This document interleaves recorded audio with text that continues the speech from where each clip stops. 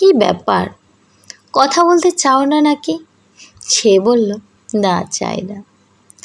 তাহলে কি চাও, আমি তোমার থেকে দূরে সরে যাই? সে বলল, চাই। আমি এত বছরে একটা সম্পর্ক এত সহজে বলে দিচ্ছ তুমি আর রাখতে চাও না।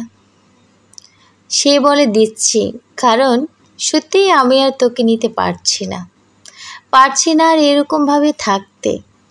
তোর সাথে থাকতে আমার দম বন্ধ লাগে। প্লিজ চলে যাও। আমি ডিসিশন যখন নিয়েই ফেলেছি, তাহলে আমি আর জোর করব না।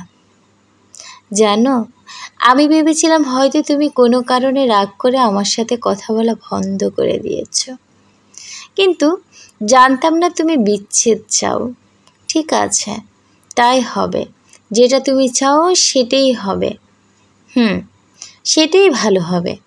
আমি বললাম, একটা কথা শুধু মনে রেখো, আমি তোমাকে যতটা ভালোবেসেছিলাম, আমি যতটা তোমার বিনা কারণে রাগ সহ্য করেছি, অভিমানগুলো ভাঙিয়েছি দেখে নিও, এরকম কাউকে কখনোই পাবা না তুমি চাইলে তোমার জীবনে অন্য কাউকে আনতেই পারো, তবে লক্ষ্য রেখো সে যেন তোমার মতো করে তোমায় ছেড়ে না যায়।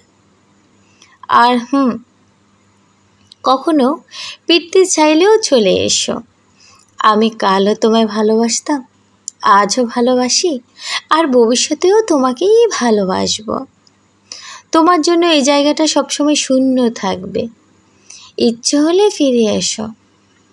সে হয়তো কখনো এমন পরিস্থিতিতে আসবে না। আমি অপেক্ষায় থাকবো তোমার। তুমি ফিরে এসো।